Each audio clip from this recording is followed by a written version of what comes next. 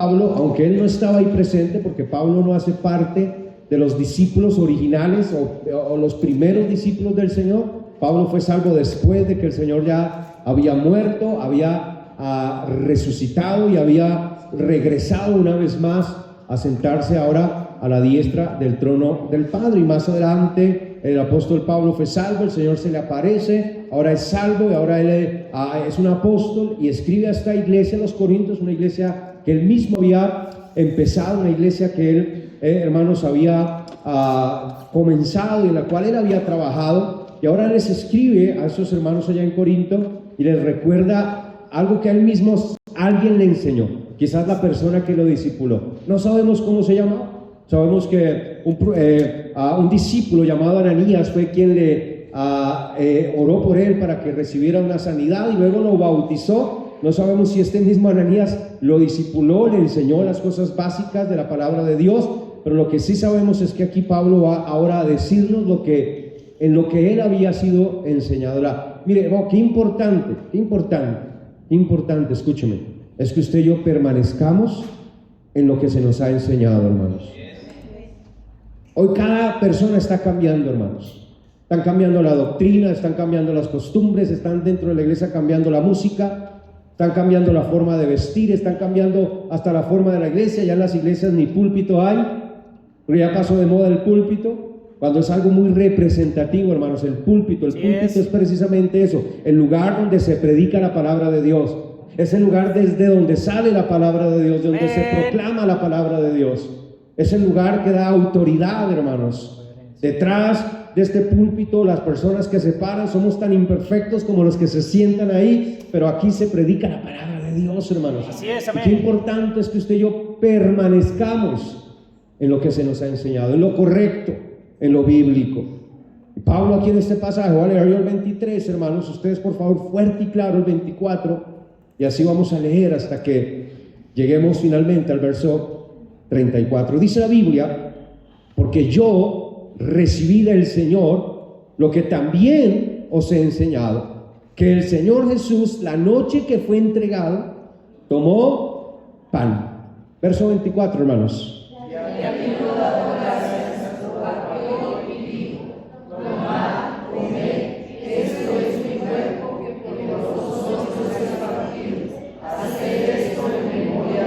Próximo lo leen con más ánimo, hermanos. Es la palabra de Dios. Amén, así es. Amén. Estamos leyendo la palabra de Dios. Sí, debe leer pastor. con ánimo, hermanos. Sí es, pastor. Con vigor.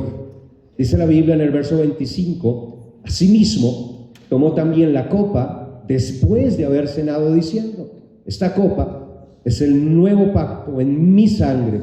Haced esto todas las veces que la bebiereis en memoria de mí.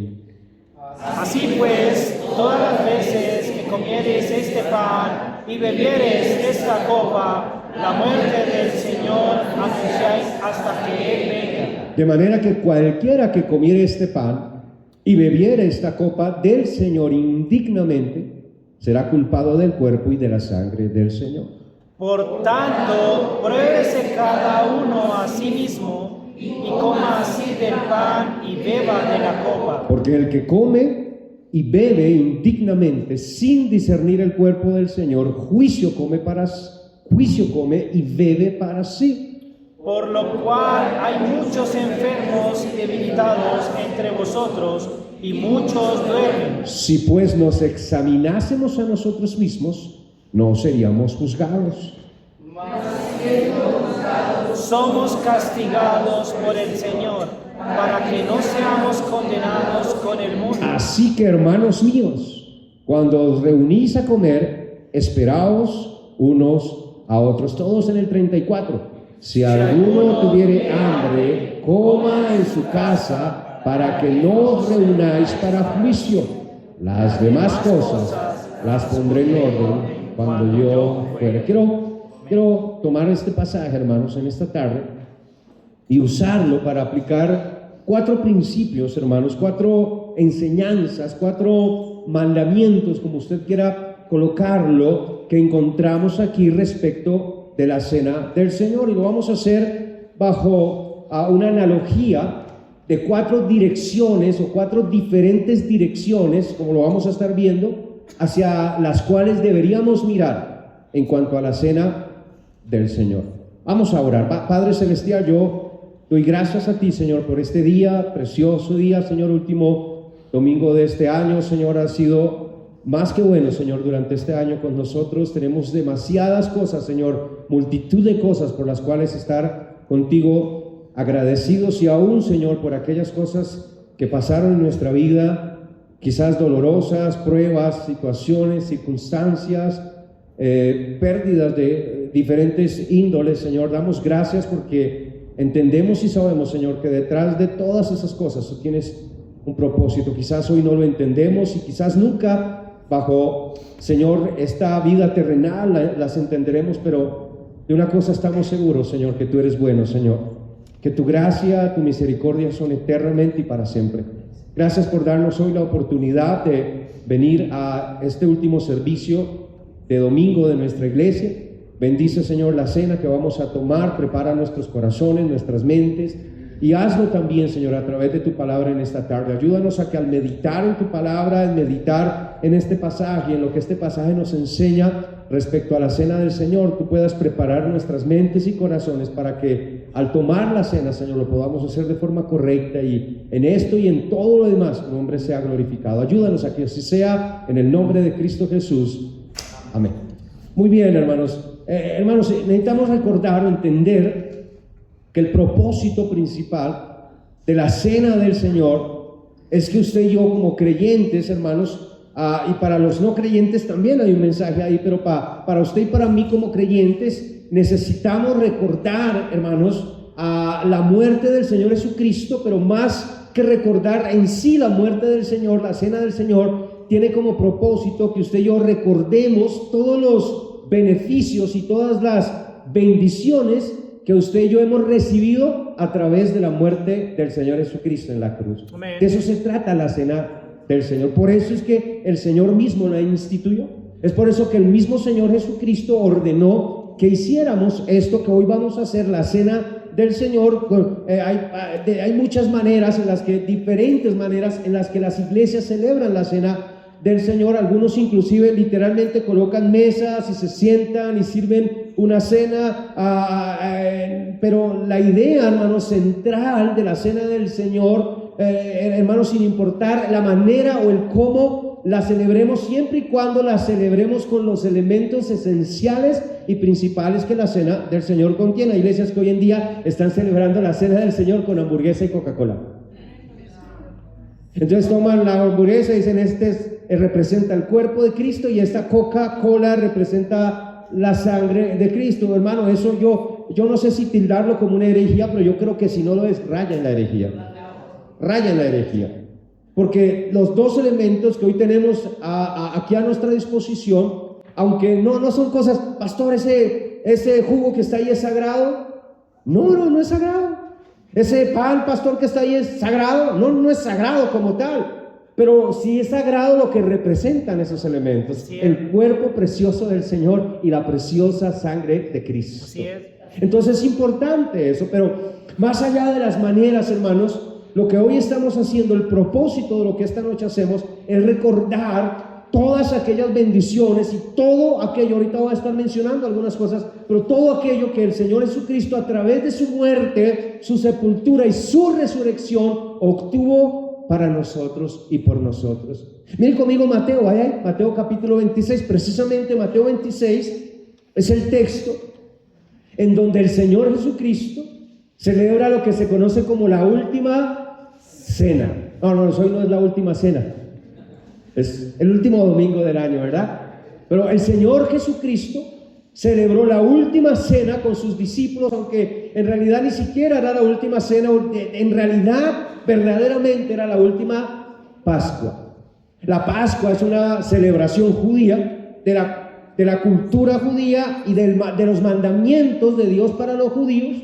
Ellos todavía lo celebran y deben celebrarlo porque es un mandamiento perpetuo para el pueblo, la nación de Israel. La Pascua era un evento en donde ellos recordaban aquella noche en la cual Dios, antes de sacarlos de Egipto con mano poderosa, Dios, hermanos, iba a traer una última plaga sobre la nación de Egipto, y era quizás la plaga más terrible, y era que todos los primogénitos de Egipto iban a morir.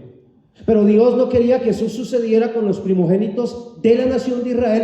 Por tanto, les ordenó a ellos que cada familia tomara un cordero, lo sacrificara y con la sangre de ese cordero pintara los dinteles de las puertas de cada casa de los judíos, y de esa manera el ángel de la muerte, que tomaría la vida de los primogénitos en Egipto esa noche, no entraría a aquellas casas que estuvieran cubiertas con la sangre. Todo ahí hay una tremenda simbología. Para ellos, hermanos, para los judíos, la Pascua recordaba la liberación de la esclavitud, recordaba también la liberación o la bendición que Dios les dio esa noche de que sus primogénitos sobrevivieran, aunque todos los demás primogénitos de la tierra de Egipto murieran. ¿Está conmigo esta tarde? Así es. Pero esa misma noche, cuando el Señor Jesús estaba celebrando la Pascua con esos discípulos suyos, hermanos, Él esa noche instituyó la cena del Señor. Ya no una ordenanza que ellos antes celebraran, sino que en medio de la Pascua, en medio de un acto dentro de la Pascua, que era tomar una copa con jugo de uva no fermentado, porque nada fermentado podía tomarse ni comerse durante la Pascua del Señor. Y tomaba pan, repito, pan sin levadura, y ellos lo mojaban este pan, hermanos, a unas hierbas amargas, recordando, hermanos, el tiempo de amargura que ellos vivieron como esclavos, también el tiempo del peregrinaje durante la época después de la liberación, y luego entonces ahí celebraban la Pascua. Pero el Señor aprovechó ese instante y tomó esa copa, y entonces Él les enseñó que esa copa ahora representaba su sangre, y que ese pan sin levadura ahora representaba su cuerpo. Dice ahí Mateo 26:26, y mientras comían, es decir, la Pascua, como ya se los expliqué, tomó Jesús el pan y bendijo, y lo partió y lo dio a sus discípulos y dijo: tomad, comed, esto es mi cuerpo. Y tomando la copa y habiendo dado gracias, les dio diciendo: bebed de ella todos, porque esto es mi sangre del nuevo pacto, que por muchos es derramada. Escuche, ¿para qué, hermanos? Para remisión de los pecados. Entonces, en ese instante el Señor Jesús instituye lo que ahora nosotros conocemos como la cena del Señor. En muchas religiones han cambiado, hermanos, el significado de los elementos, han variado en muchas cosas, han ya desfigurado el sentido, hermanos, de la cena del Señor. Pero la cena del Señor, en básico, en principio, es un recordatorio de la muerte del Señor y de todas las bendiciones que por esa muerte recibimos. Entonces debemos, hermanos, debemos observar la cena del Señor con el mismo propósito que fue establecida por el Señor. Vamos a mirar en ese aspecto 4 cosas. Número 1, en esta tarde, número 1, en primer lugar, debemos mirar hacia atrás y recordar que Jesucristo murió. Miren conmigo allá el texto que estamos estudiando. Ponga una marca porque vamos a estudiar ese texto. Primera a los Corintios, capítulo 11, verso número 23. Dice la palabra de Dios una vez más: porque yo, está hablando el apóstol Pablo, recibí del Señor lo que también os he enseñado, que el Señor Jesús, note, la noche que fue, ¿qué dice ahí, hermanos? Entregado. La pregunta es: ¿entregado a qué? Claro, por supuesto que fue entregado a juicio, pero ese juicio tenía como fin la muerte del Señor Jesucristo. Ahora, yo quiero recordarles algo que el mismo Señor Jesucristo les aclaró a aquellos que lo llevaron a la muerte. Cuando ellos lo llevaban a la muerte, el Señor Jesucristo les declaró: nadie toma mi vida, nadie me la quita, yo mismo la doy. La muerte del Señor Jesucristo no fue un accidente, algo que a Dios se le salió de las manos, algo que de repente Dios se descuidó y su Hijo murió. La muerte del Señor Jesucristo fue un acto planeado y predeterminado antes de la fundación del mundo. Así es, amén. Antes de que la humanidad existiera, ya Dios había planeado que cuando la humanidad fuera creada y el hombre lamentablemente se saliera de su voluntad y cayera en el pecado y se apartara de de Él, para poder rescatar al hombre de su condición de pecado, Cristo tendría que venir, como estos días hemos estado celebrando, tendría que nacer de una virgen para luego a sus 33 años morir cruelmente en una cruz. Hermanos, nosotros a través de la cena del Señor debemos recordar la muerte del Señor, porque todo lo que usted y yo tenemos como cristianos, hermanos, escúcheme, lo tenemos por su muerte. Por su muerte es que somos salvos. Por su muerte, hermanos, somos perdonados. Por su muerte somos reconciliados. Por su muerte somos hechos hijos de Dios. Por su muerte podemos alcanzar cada promesa que Dios da para los hijos de Dios. Usted y yo la podemos alcanzar por su muerte. No, hermanos, no es porque usted y yo seamos mejores que otros. No es porque usted y yo, hermanos, tengamos más inteligencia que otros o nos portemos mejor que otros. Todo lo que usted y yo tenemos, primeramente espiritualmente, pero aún materialmente, lo tenemos por la gracia de Dios, porque un día Cristo Jesús murió en la cruz por nosotros. Sí, es amén. ¿Está conmigo esta tarde, hermano? Para eso celebramos la cena del Señor. Mire conmigo Romanos capítulo 5. Romanos capítulo 5. Para eso es la cena del Señor. Para que usted y yo recordemos, porque como pastor, ¿por qué necesitamos recordar? Porque somos fácil de olvidar. ¿Cierto? Por eso es que hay tanto en nosotros algo que no debería existir en nosotros. Orgullo. Sí, es tremendo. Prepotencia. Tremendo, pastor. Vanagloria. Porque somos tendientes a olvidar que todo lo que tenemos, por eso es que usted y yo como cristianos, muchas veces, hermanos, olvidamos que todo lo que tenemos espiritualmente, materialmente, físicamente, todo lo que usted y yo tenemos, hermano, el matrimonio que tenemos es porque un día Cristo murió por nosotros. Si no, usted y yo no tuviéramos un matrimonio, tuviéramos un manicomio. Así es, seguro, muy seguro. Si así nomás, ¿verdad? Batallamos. Imagínense sin Cristo, imagínense sin salvación. Tremendo. Como en manicomio, como quizás no era antes de Cristo, ¿verdad? Pero si Cristo no hubiera muerto, hermanos, no habría solución ni salvación ni para nuestras almas ni para nuestros matrimonios. Pero qué bendición, hermanos, que hay solución y salvación. Amén. Mire, Romanos capítulo 5, Pablo entendió eso. Es lo que Pablo está transmitiendo a los corintios. Romanos capítulo 5, versículo 10, escuche este tremendo texto.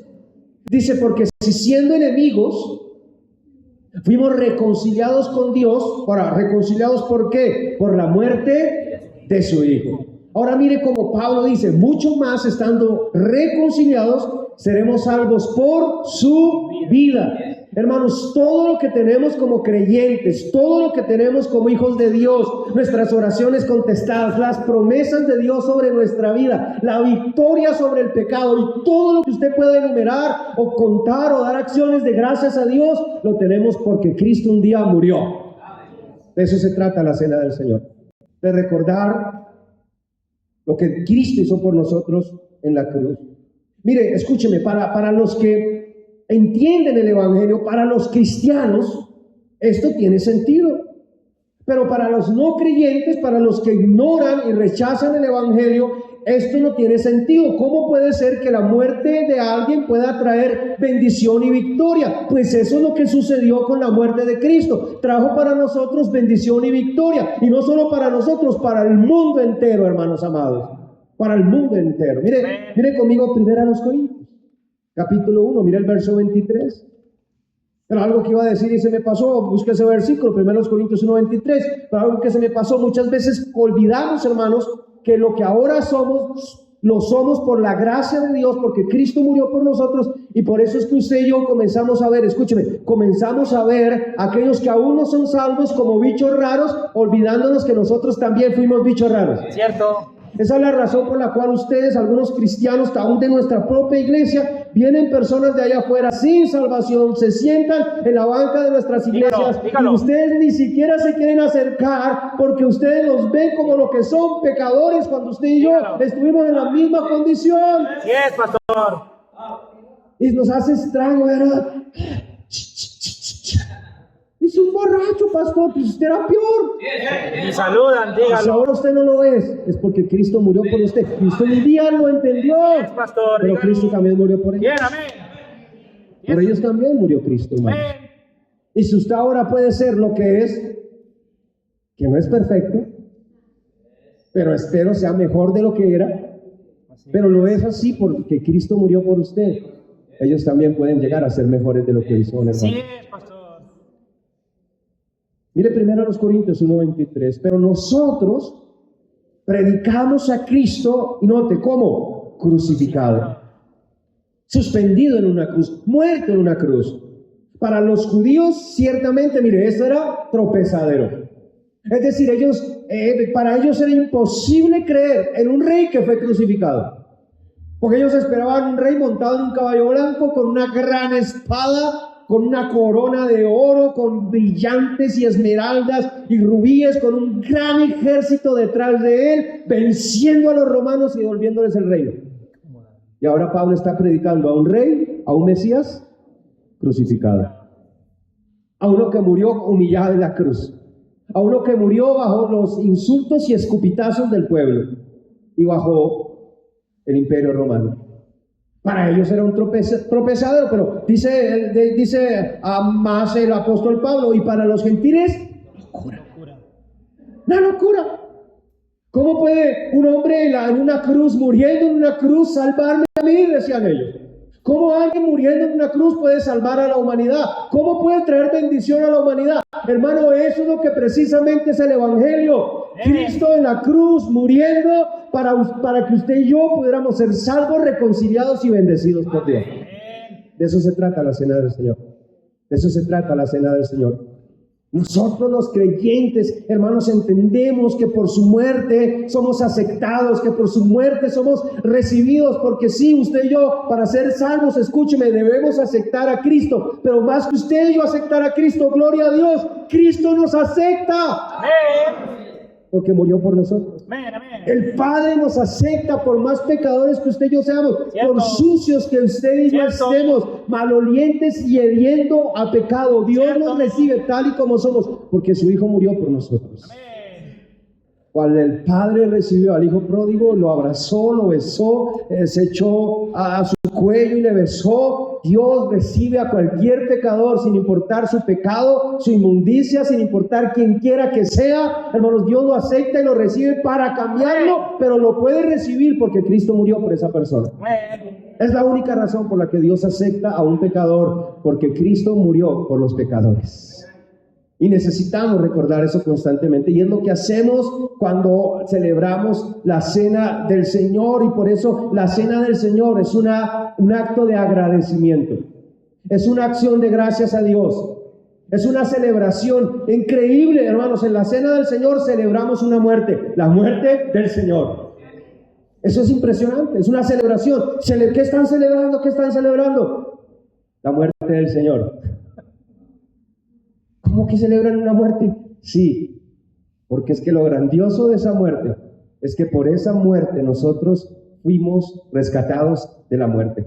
Así es. Fuimos librados de la muerte, del aguijón de la muerte, porque el problema no es morir, el problema es morir e ir al infierno. Así es. La muerte eterna. Ese es el problema de la muerte. Que la muerte separa al ser humano de Dios para siempre y lo separa de la única oportunidad que el ser humano tenía para ser salvo, porque la única forma de ser salvos es estando en vida, arrepintiéndonos de nuestros pecados y aceptando a Cristo como nuestro Salvador personal. Amén.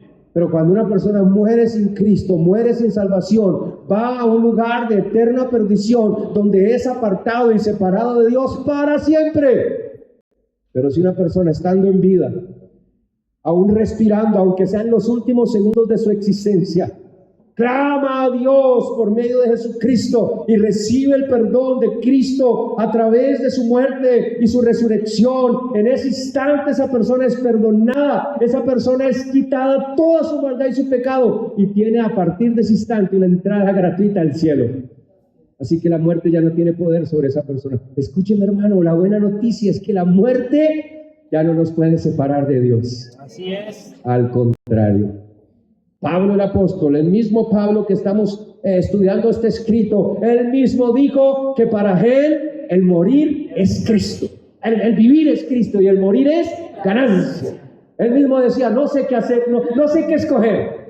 No sé qué sería mejor para mí, si seguir aquí en la tierra para poder seguir sirviéndole a Cristo, o morir y partir y estar con Él, Señor. Para el cristiano, hermanos, la muerte ya no tiene el efecto que tiene para los que no son cristianos. Y eso es una excelente noticia, hermanos. Y por eso celebramos la Cena del Señor. Y eso es lo que recordamos al tomar la Cena del Señor, que la muerte ya no tiene su aguijón, que Cristo Jesús venció la muerte. Así es. Número 2, hermanos, en segundo lugar en esta tarde, no solo debemos mirar hacia atrás, hermanos, pero ahora Pablo nos va a enseñar que debemos mirar hacia adelante.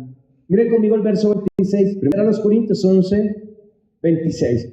Dice la Biblia, ahora note, así pues, todas las 10 veces que comieres este pan, lo que hoy vamos a hacer, y bebiereis esta copa, lo que hoy vamos a hacer, escuchen, la muerte del Señor anunciáis, celebráis, es lo que ya enseña, pero ahora note cómo termina este versículo, hasta que el que, Él venga. hasta que el que, hermano, Él venga. Amén.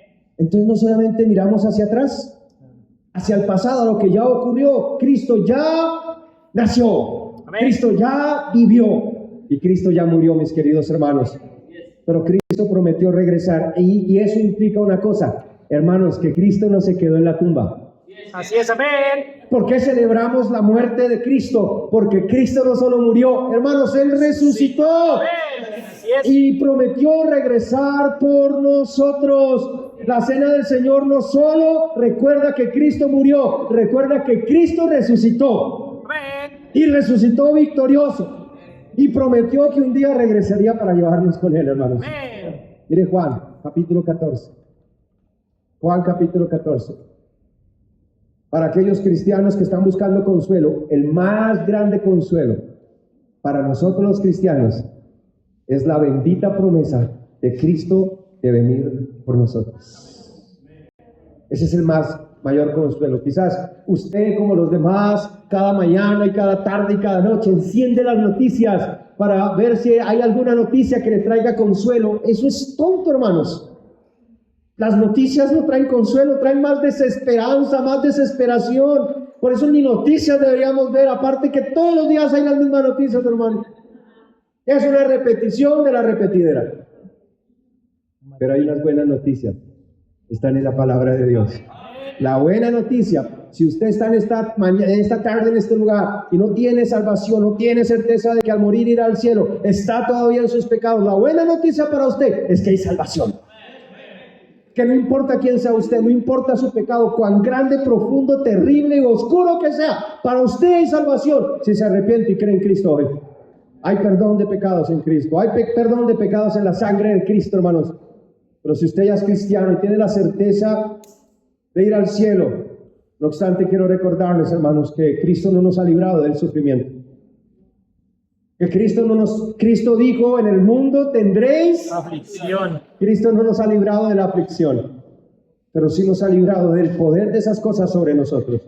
Sí nos ha librado de que esas cosas destruyan nuestras vidas, porque no importa lo que pase en nuestras vidas, para el cristiano siempre hay esperanza. Amén. Siempre hay esperanza, hermanos. Y la Cena del Señor nos lo recuerda. Mire Juan, capítulo 14, verso 1. El Señor Jesús, hablando con sus discípulos, les dice, no se turbe vuestro corazón. En otras palabras, no se desesperen, no se angustien, no pierdan la calma como los demás. Más bien, dice él, creéis en Dios, entonces creed también en mí. Mire la promesa del Señor, escuche el versículo 2. En la casa de mi Padre muchas moradas hay. Si así no fuera, yo os lo hubiera dicho. Voy pues a preparar lugar para vosotros. Y si me fuere y os prepararé lugar, escucha la promesa, vendré otra vez y os tomaré a mí mismo, para que donde yo estoy, vosotros también estéis. Es la cena del Señor, hermano. La cena del Señor es un momento de gozo. Por eso deje su cara de funeral. Chupa limón. Deje su vestido de luto. La cena del Señor es una celebración. Así es. Porque aunque celebramos la muerte del Señor, también recordamos que Cristo resucitó. Amén. Gozo. Y que sin importar las circunstancias que estemos viviendo, aún ante las circunstancias de la muerte, porque aquí el Señor Jesús les había anunciado su muerte, pero les dice: no se turbe su corazón, no se inquieten, no se asusten, no caigan en la paranoia. Yo vendré otra vez y os tomaré. Y es lo que recordamos en la cena del Señor. La cena del Señor es un momento de alegría, hermanos. Es un momento de celebración. Celebramos su muerte, sí, pero celebramos su resurrección y celebramos su pronto regreso. La cena del Señor mira hacia el pasado, pero también mira hacia el futuro. Recordamos lo que ya sucedió, pero nos anticipamos a lo que sucederá. ¿Qué es lo que sucederá? ¿Qué va a suceder, pastor? Algo glorioso. Así es. Venida del Señor. Algo grandioso. Que Cristo volverá. Que Cristo vendrá, hermanos. Que en un momento, en cualquier instante, hermanos, cuando menos esta humanidad lo espere, en medio de los afanes de este mundo, en medio del pecado de este mundo, Cristo vendrá por los suyos, por los que han sido salvos, Así es, amén. por los que han puesto su confianza en Él. Miren conmigo primero a los Tesalonicenses, hermanos. Miren el capítulo 1. Miren el versículo 9 conmigo. Note lo que dice ahí la Biblia.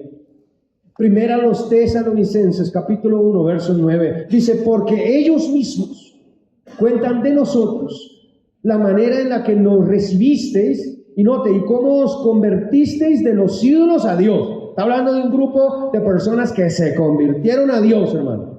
De verdad, de corazón. Abandonaron sus ídolos, abandonaron su religiosidad y se convirtieron a Cristo y nada más que a Cristo. Amén. Eso es convertirse. Y entonces dice la Escritura: para servir al Dios vivo y verdadero. Amén. Y note lo que está conectado con servir. Servir al Dios vivo y verdadero, escuche, y esperar de los cielos a su Hijo, el cual resucitó de los muertos, a Jesús, quien nos libra de la ira. Venidero. Hermano, la ira venidera es aquel tiempo en el cual se van a cumplir las profecías del Apocalipsis. Amén. La ira venidera, hermanos, es aquel tiempo en donde Dios desatará su ira sobre este mundo. Porque una vez, hermanos, que Cristo lleve a su iglesia, porque la iglesia no va a pasar por la ira de Dios, porque ya Cristo pasó por esa ira por nosotros. Amén. Así que antes de que Dios desate su ira sobre este mundo y su juicio sobre este mundo, así como Lot fue sacado de Sodoma y Gomorra, hermanos, antes de que la ira de Dios descendiera en fuego y azufre, así Dios sacará a su iglesia Amén. de esta tierra. Y cuando la iglesia sea sacada de esta tierra, entonces la ira de Dios se desatará. Pero la gloriosa promesa es que la iglesia ya no estará. La iglesia será rescatada, la iglesia será arrebatada de ese tiempo de ira. Y entonces Pablo, hermanos, dice que la vida del cristiano consiste, o el resumen de la vida del cristiano es que la vida del cristiano es una vida de agradecimiento a Cristo. Hermano, usted y yo servimos a Cristo no para ganar la salvación, servimos a Cristo porque agradecemos por todo lo que Cristo ha hecho por nosotros, por su muerte y su resurrección.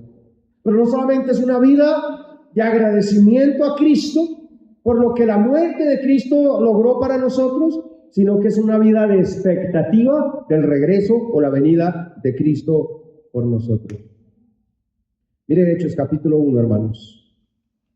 Yo quiero que piense un momento. ¿Es así su vida cristiana? ¿Es una vida de servicio y expectativa? ¿Es una vida de servicio activo al Señor? ¿Es una vida de expectativa ante la venida del Señor? Por eso la cena del Señor, hermanos, es un recordatorio. Amén. Porque fácilmente, escúcheme cristiano, fácilmente usted y yo nos podemos olvidar de la razón de nuestro existir terrenal. Hermanos, si usted y yo hemos puesto nuestra fe en Cristo, la razón de nuestra existencia no puede ser la misma que la de un inconverso. El inconverso tiene razones terrenales para existir. nada más. Pero usted y yo tenemos más que razones terrenales para estar en este mundo. Usted y yo tenemos razones celestiales. Así es, amén. Vivimos en este mundo por Cristo y para Cristo.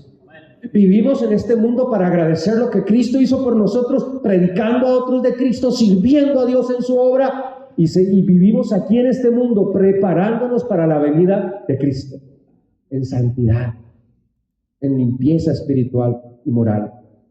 Y entonces dice Hechos capítulo 1 verso 10, y estando ellos con los ojos puestos en el cielo, hablando de aquel momento en el que el Señor ya resucitado, 40 días, 50 días después de su muerte, resurrección, ahora se aparece por última ocasión a sus discípulos, les da el mandamiento de ir y predicar a toda criatura el evangelio, y luego el Señor se va, regresa al cielo. Y entonces los discípulos están ahí viendo al cielo.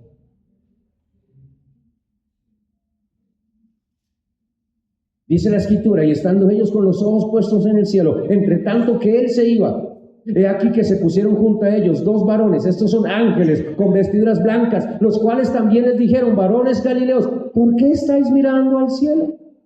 Este mismo Jesús que ha sido tomado de vosotros al cielo, así vendrá, como le habéis visto ir al cielo.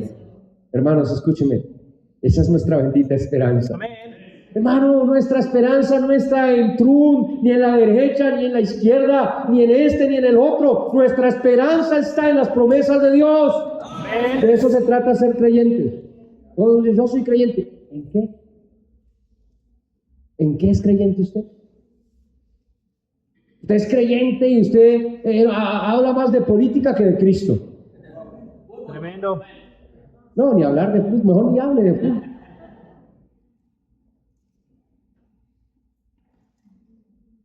Esa es nuestra bendita esperanza, hermano.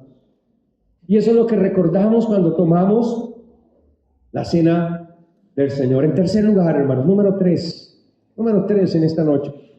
No solamente miramos hacia atrás su muerte, la celebramos, nos gozamos de saber que por su muerte tenemos todo lo que como cristianos tenemos: salvación, redención, vida eterna, promesas cumplidas sobre nuestras vidas, relación personal con Dios. En segundo lugar, miramos hacia adelante a lo que está por venir, al cumplimiento de la promesa de la venida de Cristo por su iglesia. Pero número 3, debemos mirar hacia adentro. Así es, pastor. Hacia nuestro interior. Examinarnos. Mira el versículo 27 y 28. Note lo que dice ahí la palabra de Dios. Versículo 27 y 28 de 1 Corintios 11. Dice el verso 27. Note lo que dice la Biblia. De manera que cualquiera que comiera este pan o bebiereis esta copa del Señor indignamente, será culpado del cuerpo y de la sangre del Señor. Por tanto, pruébese. Ahí está, hermanos. Amén. Examínese, mire hacia adentro, cada uno a sí mismo, y coma así del pan y beba de la copa. Mira el verso 31 y 32. Dice el 31: si pues nos examinásemos a nosotros mismos, no seríamos juzgados, mas siendo juzgados, somos castigados. Esto es cuando no nos examinamos, esto es cuando no miramos hacia adentro, cuando no examinamos nuestra vida. Entonces somos juzgados por el Señor, somos castigados por Él, para que no seamos condenados con el mundo. Hermanos, la cena del Señor es un momento para examinarnos. Amén. Y qué buena oportunidad, el último domingo del año, para examinarnos, Amén. para evaluar cómo está nuestra vida delante de Dios, Así es. a la luz de la palabra de Dios. Pero yo quiero que note, hermano, como todo en la cena del Señor se trata de recordar. Porque como ya lo mencioné, somos fáciles para olvidar. Tenemos memoria corta, hermanos. A veces nos olvidamos, hermanos, que fue por nuestros pecados que Cristo tuvo que morir en la cruz, porque fue mi pecado el que mató a Cristo en la cruz y el suyo. Y cuando olvidamos como cristianos que ¿cuál pecado, pastor? Sí, pero el homosexualismo y también la mentira. Cierto. Incredulidad.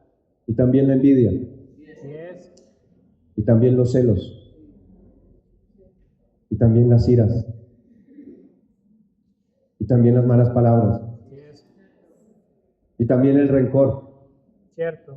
También el odio. También la falta de perdón. Así es. Fue el pecado el que mató a Cristo. Y cuando usted y yo como cristianos nos olvidamos que nuestro pecado hizo que Cristo tuviera que morir en la cruz, lo que va a pasar es que vamos sutilmente a regresar al pecado. Y no regresamos al pecado cometiendo pecados grandes. Regresamos al pecado, pecados pequeños, a nuestros ojos. Porque a los ojos de Dios no hay pecado pequeño. Dos. Pecado es pecado. Así es, todo igual. La cena del Señor es un tiempo para examinarnos a nosotros mismos, porque somos fácilmente olvidadizos y empezamos a olvidar lo que el pecado es para Dios. Dios aborrece el pecado y por eso tuvo que matar a su Hijo en una cruz para libertarnos del pecado. Y cuando olvidamos eso, hermanos, entonces sutil, lenta, suavemente y progresivamente comenzamos a regresar al pecado. Pero eso algunos creyentes en este lugar, aquí presentes, hemos vuelto a cosas que ya habíamos abandonado. Hemos vuelto a ver cosas que ya no veíamos. Han vuelto a salir por nuestra boca palabras que ya no decíamos. Y hemos vuelto a albergar pensamientos en nuestro corazón que ya habíamos abandonado. Tremendo. Lo que hemos olvidado. Cierto. Así es. Olvidamos lo que le costó a Cristo, hermanos. Olvidamos que fue por nuestros pecados, hermanos, que Él tuvo que morir. Y comenzamos a caminar livianamente. Mira el Salmo 19, hermano. Mira el versículo 12 conmigo. Salmo 19, mira el versículo 12. La cena del Señor es una preciosa herramienta que Dios nos dejó para que aprovecháramos de ella y la usáramos para examinarnos a nosotros mismos. Dice el Salmo 19:12, ¿quién podrá entender sus propios errores? Entonces el salmista dice, líbrame de los que me son ocultos. El verso 13 dice, preserva también a tu siervo de las soberbias. Porque se nos olvida que la soberbia es pecado. Es más, la soberbia es el papá, la mamá y la abuelita de todos los demás pecados. Así es. Una vez usted y yo permitimos que la soberbia entre a nuestro corazón, cualquier pecado tendrá cabida en él. Así es. La soberbia es una puerta ancha que se abre en nuestra vida para que entre cualquier pecado a nuestra vida. Antes de cualquier pecado viene el pecado de la soberbia, viene el pecado de la altivez, y después de la altivez viene el desenfreno. Por eso si hay pecado que deberíamos estar constantemente confesando y limpiándonos de él, es el de la soberbia. Sí, el orgullo y soberbia. Es el del orgullo. Sí, es, pastor. Es el de la altivez, hermanos. Y entonces dice, preserva también a tu siervo de las soberbias, que no se enseñoreen de mí. La soberbia se enseñorea de nosotros, nos empieza a gobernar. La soberbia empieza a hacer que experimentemos pecados en nuestra vida y por soberbios los comenzamos a justificar. Justificamos el odio por alguien. Pastor, usted no sabe lo que esa persona me hizo. Yo tengo el derecho a odiarlo. No, usted no tiene el derecho a odiarlo, usted tiene la obligación de perdonarlo. Y amarlo. Si usted ha sido perdonado por Dios, usted y yo tenemos obligación de perdonar. Y amar. Porque cualquier cosa, por grave que alguien haya hecho contra mí, no es comparado a lo que yo he hecho contra él. Así es. Y él ya me perdonó. Por Cristo Jesús. Y empezamos, hermanos, a experimentar cosas en nuestra vida y comenzamos a hacer cosas aún en contra de personas. Y la soberbia nos hace que la justifiquemos. Pastor, es que yo me porto así con el fulano y tal porque me hizo esto, pastor. Todo el derecho tengo, pastor. Dios me conoce y Dios me entiende. Hermano, usted va a decir, me va a decir a mí, hermano, que aquel que en una cruz suspendido, muriendo por sus pecados y los míos, no por los de él, porque él jamás lo hizo, y que no obstante dijo, Padre, perdónalos, que no saben lo que hacen. Usted me va a decir a mí que él entiende que usted odia a alguien por la causa que usted cree que lo debe odiar.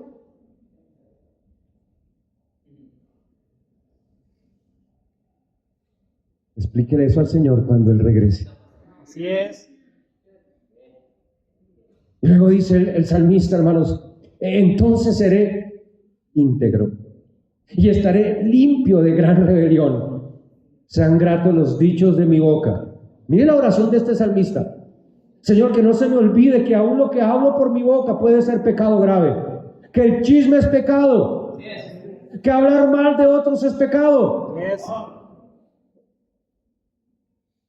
Tanto como asesinar. Y note qué más dice el salmista, y la meditación de mi corazón. Quizás usted no dice nada, pero alberga en su corazón los más terribles pensamientos contra mí. Tremendo. Y los deseos de su corazón hacia otros no son siempre de bendición. A veces olvidamos, hermanos, que Él prometió regresar. Olvidamos que debemos estar preparados para su venida, que debemos estar en santidad y en limpieza. En Primera de Juan, ya no vaya allá porque el tiempo se me está acabando y necesito ir a mi punto final, pero en Juan capítulo 3, versículo 3 dice, y todo aquel que tiene esta esperanza, ¿cuál esperanza? La esperanza de que Cristo viene. Así es. Y todo aquel que tiene esta esperanza en Él se purifica. Asimismo como Él es puro. Si usted y yo realmente creemos, hermanos, en la inminente venida de Cristo, en el pronto regreso del Señor, entonces la prueba de que usted y yo creemos realmente es que usted y yo estamos constantemente examinándonos a nosotros mismos. La vida del cristiano no es una vida de perfección, porque nadie aquí podría decir, pastor, ¿qué voy a confesar? A menos que haya caído en la soberbia. Pero a menos que usted sea un soberbio, usted no podría levantarse y decir, pastor, ¿usted de qué pecados tengo que confesar, pastor? Tremendo. Si yo me la paso aquí metido en la iglesia. Es que para pecar no necesita usted salir de este lugar. Así es. Ni siquiera de su habitación tiene que salir usted para pecar. Ese fue el fracaso del pensamiento monástico de la Edad Media. De gente religiosa que pensó que yéndose para un monte y haciendo un convento en una cueva, se iban a alejar del pecado cuando ignoraban que el pecado iba en su corazón. La vida del cristiano no es una vida de perfección, pero es una vida de contrición.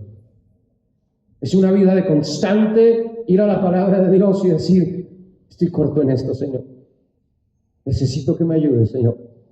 Límpiame de esto, he hecho esto, Señor, me falta amor, me falta misericordia, me falta perdón, Señor, me falta, hay orgullo en mi corazón, Señor, hay envidia, Señor, hay malos pensamientos, Señor, hay lujuria.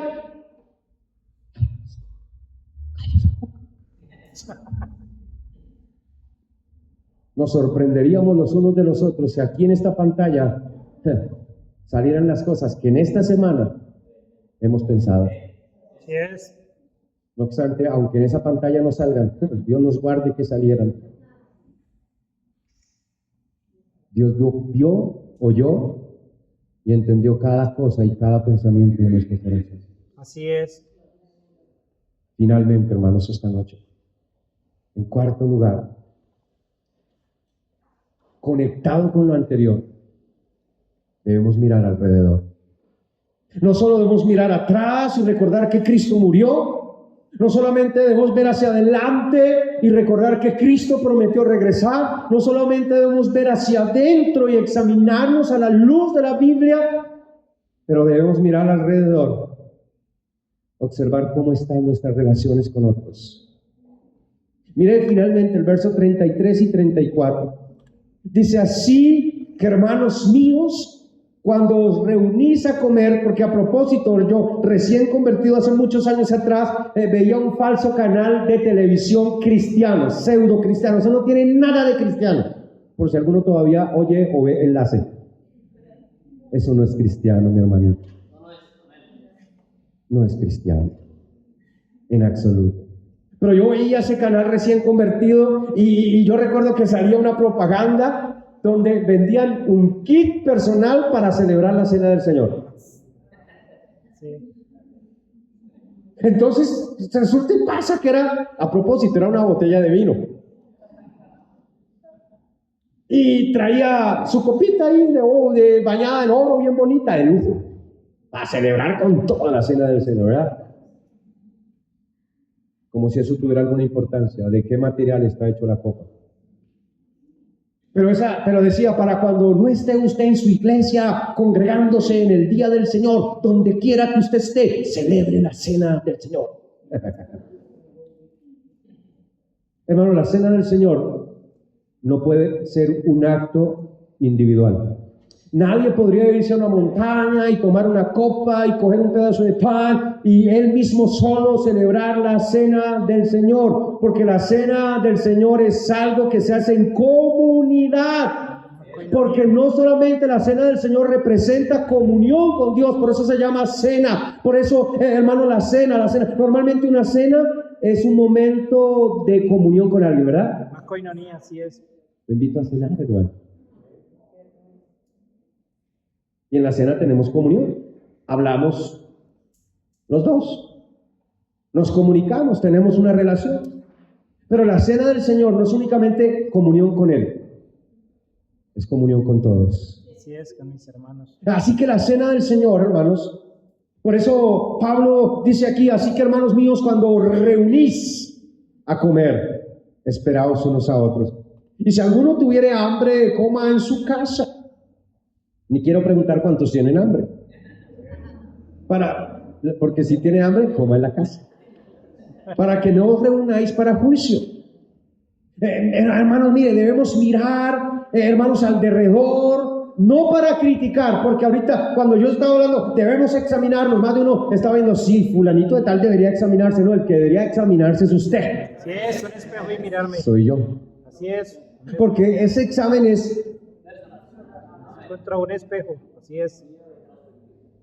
Debemos mirar alrededor, no para criticar a otros creyentes, sino, como dice el texto en el verso 29, para discernir el cuerpo de Cristo. Dice el versículo 29, porque el que come y bebe indignamente, déjenme aclarar algo, alguien dirá, indignamente, ¿cómo así, pastor? O sea que para tomar la cena debo ser digno. Ninguno. Pues ¿quién es digno? Ninguno. Yo el primero soy un indigno. Yo no merezco tomar la cena del Señor. Soy un pecador. Tengo que confesar mis pecados. Tengo que primero, hermano, delante de Dios ir y pedirle perdón a Dios. Es más, ni siquiera solamente a Dios.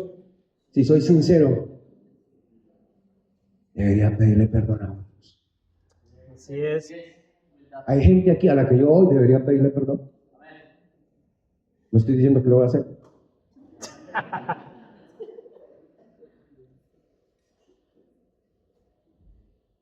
Pero este discernir, o cuando habla de dignamente, no está hablando de mi dignidad para poder tomar la cena del Señor. Está hablando de la dignidad de aquel que recordamos cuando tomamos la cena del Señor. La dignidad de Cristo, porque Cristo es el único digno. Así es. No hay aquí alguien digno. Cristo es digno, nadie más. Cero. El único digno es Él. Porque Él es el único perfecto, sin mancha y sin pecado. Su preciosa sangre es sin mancha, su cuerpo es sin mancha. El suyo y el mío están manchados. Cierto. Y aunque perdonados por siempre, no obstante, somos pecadores. Pero este discernir, hermanos, el cuerpo, tiene dos significados. Número uno, el pan simboliza el cuerpo de Cristo. Y discernir el cuerpo de Cristo significa que usted y yo debemos entender lo que estamos explicando, por qué Cristo murió, su cuerpo es santo, su cuerpo es sin pecado, y Él murió por nuestros pecados. Pero también este discernir el cuerpo tiene que ver con el cuerpo del Señor. ¿Y cuál es el cuerpo del Señor? La iglesia. Ahí mismo en 1 Corintios 12 dice el verso 27, vosotros pues sois el cuerpo de Cristo. Y escuche, y miembros los unos de los otros. Tomamos la cena del Señor para recordar, porque a veces se nos olvida que somos una comunidad. Así es. Que somos un cuerpo en Cristo. Hermano, una iglesia local no es un grupo de personas extrañas que vienen a hacer un acto de religión el domingo y luego salen por esa puerta ignorando y olvidando a todos los demás presentes en el lugar. ¿Sabe qué es lo que pasa, mis hermanos amados? Que hay mucho egoísmo entre nosotros. Yo estoy alegre y contento porque Dios ha bendecido mucho nuestra iglesia. Pero también muchas veces triste porque hay cosas que por más que uno enseñe y por más que uno ore, no quieren cambiar. Tremendo. Hay mucho individualismo en la iglesia. Estoy hablando de esta iglesia. Así De es. esta iglesia local. Así es, pastor. Hay todavía mucha envidia. Algunos están ahí. ¿Verdad, pastor? Ya no vuelvo aquí. Lo invito a que venga y haga la diferencia. Así es. Es lo que debemos hacer. Pero al examinarnos hoy deberíamos... ¿Seré yo el que está experimentando? Hay todavía mucho grupillo. Hay todavía mucho grupillo de compinchería. Y estos son los de estos. Y recuerda que así estaban los corintios. Yo soy de Pablo, yo soy de Apolos. Oh, yo soy de Cefas. Oh, yo soy los de este combo. No, yo soy los de allá. Falta que coloquen nombres, pandillas. Somos los de verde, no, los de azul, los de rojo. ¿Qué rojo, ni qué verde, ni qué azul? Somos de Cristo. Así es. Y si somos cristianos y miembros de esta iglesia, somos un cuerpo, uno. Debemos tener la misma visión, debe haber unidad en nuestra iglesia. La cena del Señor es un recordatorio de la unidad que ahora como creyentes podemos tener en Cristo. No importa si usted es negrito o blanquito, si usted es de la costa o del Pacífico, si es del centro o de yo no sé qué. Los llanos. Si es alto, bajito, gordito, flaquito, si le gusta el pescado o es vegetariano. Allá usted. Si se pierde la carne, ¿verdad? No importa, somos un cuerpo. Somos un cuerpo. Y debe haber unidad en nuestra iglesia. Debe haber unidad. Dice 1 Corintios 10:17, ya termino. Siendo uno solo el pan, ahí está. Nosotros, con ser muchos, somos un cuerpo, pues todos participamos de aquel mismo Pan. Otra vez, ahí la palabra pan, hablando del cuerpo de Cristo. Así es. Hermano, somos salvos por la misma sangre, somos salvos por el mismo sacrificio. Lo que nos une a usted y a mí no son nuestras costumbres que venimos trayendo del mundo, no son nuestros gustos, eso queda atrás, hermano. Lo que nos une a usted y a mí es que somos salvos por la misma sangre de Cristo. Y que guste o no, vamos a compartir la eternidad. Así es. Gústenos o no. Gústenos o no. Mire 2 versículos y termino. Santiago capítulo 5, hermanos. Hermanos, tomamos la cena del Señor, sí, otra vez para tener comunión con Él, pero también para tener comunión los unos con los otros. Y tomarla indignamente significa tomarla descaradamente. Significa venir a la iglesia hoy y tomar la cena del Señor sin haber confesado nuestros pecados, sin haber tenido un tiempo de arrepentimiento, sin haber tenido un tiempo de confesión, donde vamos delante del Señor y abrimos nuestro corazón y decimos: Señor, tú ya sabes todo lo que yo soy y lo que he hecho. pero quiero pedirte perdón. Quiero que perdones mi lujuria, Señor, mis malos pensamientos, mi envidia, mi vanagloria, mi orgullo, mi altivez, mi rencor, mi odio. Quiero que me perdones por las palabras que he dicho, de este, y de este, y de este, y de este, y de este, y de este, y de este. Por dicho, de todos. Para no hacer tan larga la lista, Señor.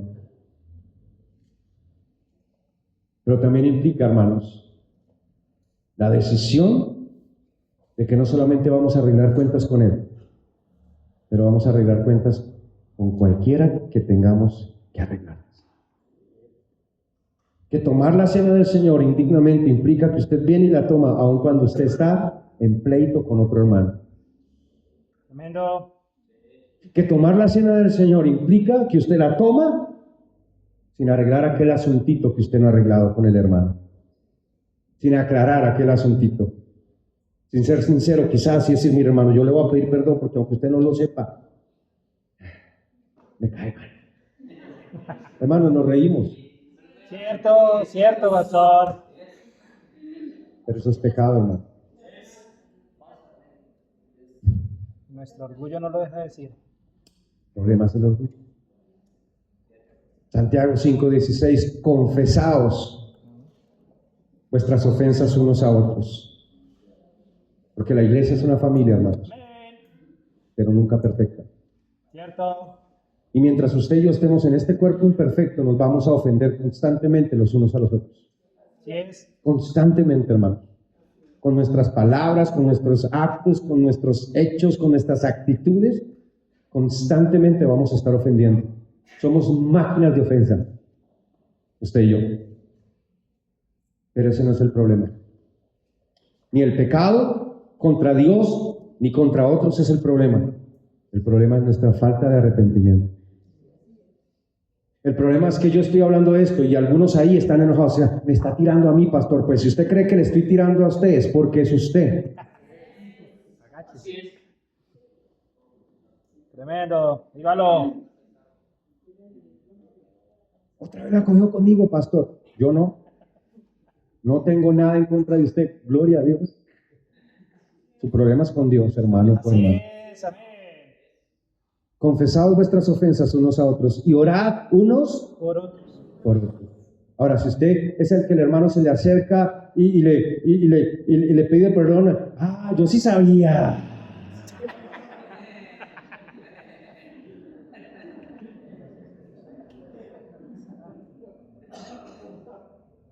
No, al contrario, hermano. No, pues hermano, yo no, pues yo sí lo había notado como raro usted, hermano, conmigo, pero tranquilo, hermano. Venga, oro por usted. ¿Sabe una cosa? Yo también tengo que confesar que también me cae mal usted. Y otros. Ore por mí también. Así es. Ore también por mí. Estamos en la misma. Y orad unos por otros para que seáis sanados. Mire esto, hermano. ¿Sabe que muchas veces las cosas que vienen a nuestra vida, los fracasos, ¿sabe por qué la falta de éxito muchas veces en nuestro servicio a Dios? Porque eso de ser sanados no únicamente habla de ser sanados físicamente, sino también espiritualmente. ¿Sabe por qué a veces Dios no nos puede usar como podría usarnos? Así es. Cierto. ¿Sabe por qué emprendemos algo y no nos salen bien las cosas? En la iglesia y allá afuera. Sea un negocio, sea lo que sea. Hermano, cuando las promesas de Dios es que los hijos de Dios, hermano, Dios quiere bendecirnos y prosperarnos.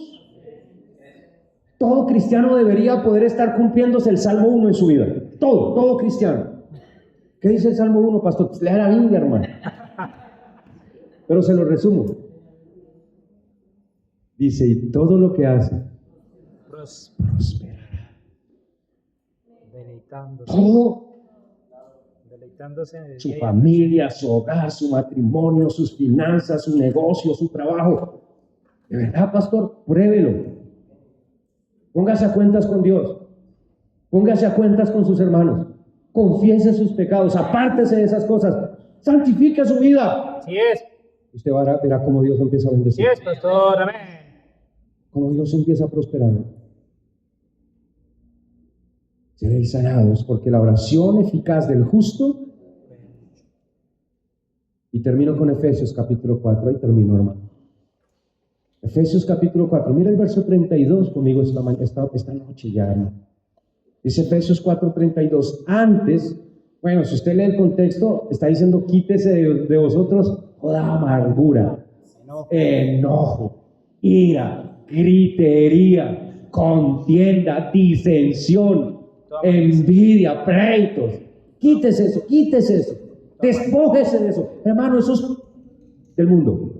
Toda malicia.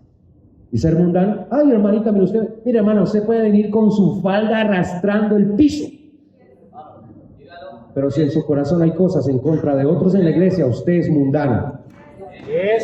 Y usted, mi hermano, su corbata está bonita, mire la mía. Me la regalaron de aniversario. No sé quién, pero gracias, hermano. Y la camisa también. Gracias, hermano, gracias, de verdad. El perfume también. Y las medias y otras cosas. Pero su corbata puede estar muy bonita, mi hermano. Pero en su corazón hay rencor. Si en su corazón hay odio en contra de alguien de esta iglesia o de cualquier otra iglesia o de cualquier otra persona, usted es mundano, mi hermano. No estoy hablando que no es salvo. No estoy diciendo la salvación es independiente. Estoy diciendo que usted está caminando y andando como un inconverso. Eso era lo que estaban haciendo los corintios. Tremendo. Andando como hombres, dice Pablo. Es decir, como no salvos. Cuando en vez de eso, versículo 32 de Efesios 4, antes bien sed benignos, buenos.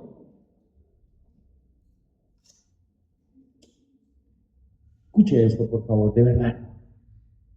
Pero hay de usted y de mí, si usted y yo somos la piedra de tropiezo de otro cristiano. Así es, cierto, tremendo. Porque ¿qué es ser bueno? Ser bueno, hermano, es que toda persona, sin importar quién sea, creyente o no creyente, en usted siempre encuentre bendición. Tanto en sus palabras como en sus actos. Que cuando se acerquen a usted o usted se acerque a ellos, ellos no salgan heridos por usted. Sino al contrario, salgan bendecidos por usted. Así es. Eso es ser benigno, ser bueno, misericordiosos, perdonándoos unos a otros, como también Dios nos perdonó o os perdonó a vosotros en Cristo. Amén. Todo ojo cerrado, hermano amado, todo ojo cerrado, todo rostro inclinado. Vamos a orar, ahí donde está, vamos a orar. No hay un llamado al altar en este día. Vamos a tomar la cena del Señor y por este día no hay llamado al altar. Pero ahí donde está, hermano, ahí donde está. Vamos a prepararnos para tomar la cena del Señor. Muy importante. Si ese piano va a chiflar, no me lo toque.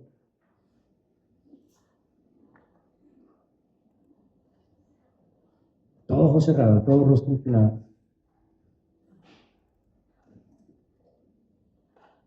¿Por qué no practicamos lo que acabamos de escuchar?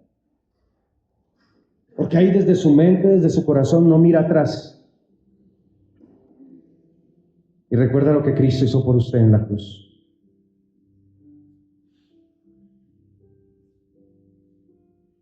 ¿Por qué no mira hacia adelante esta noche, mi hermano querido?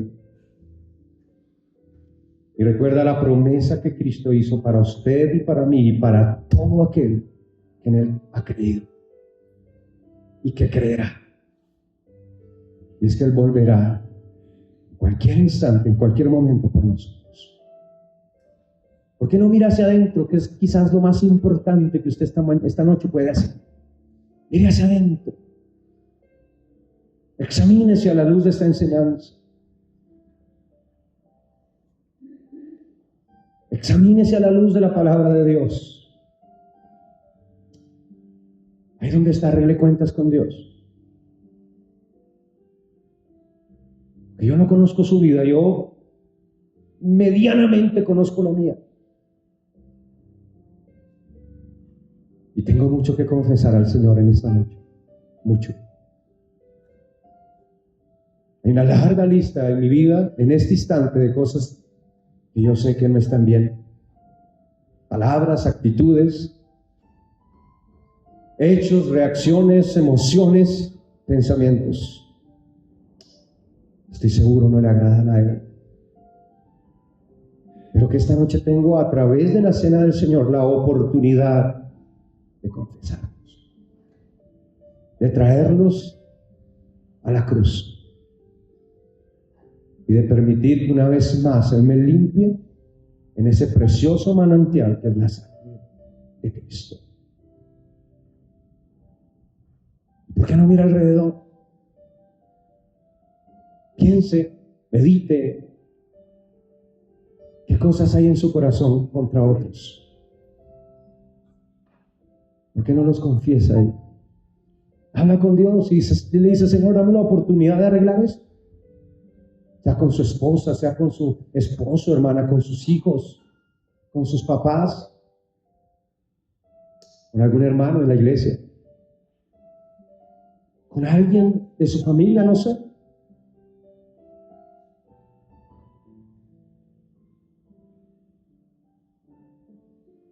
Padre, Señor, en esta noche, al tomar la cena del Señor, recordar tu muerte y tu resurrección, la promesa de tu venida, no permitas que lo hagamos indignamente, Señor. Ayúdanos a discernir la importancia de este acto tan sencillo, pero tan profundo como la cena del Señor. No queremos comer juicio, Señor, no queremos beber juicio esta noche. Más bien queremos que pueda ser de bendición y de honra y gloria para ti, Señor. Yo te pido, Señor, por cada uno de mis hermanos, para que tu Espíritu Santo, Señor, en esta noche traiga convencimiento, trae arrepentimiento, Señor. Ayúdanos, Señor, a superar, a vencer aquellas cosas con las que estamos luchando, aquellos pecados con los que estamos combatiendo, Señor. Aquellos pecados sutiles, ocultos adentro de nuestro corazón, Señor. La envidia, el odio, el orgullo, la altivez, la vanagloria, el rencor, la envidia, el resentimiento. Ayúdanos, Señor.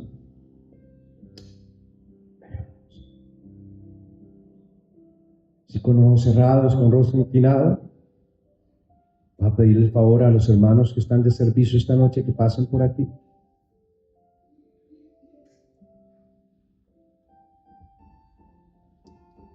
Tomen los elementos. Van a pasar por cada lugar, y si usted considera que puede tomar la cena del Señor esta noche, tómela. Si usted todavía no ha recibido a Cristo y no ha sido bautizado bíblicamente, no debería usted tomar la cena del Señor.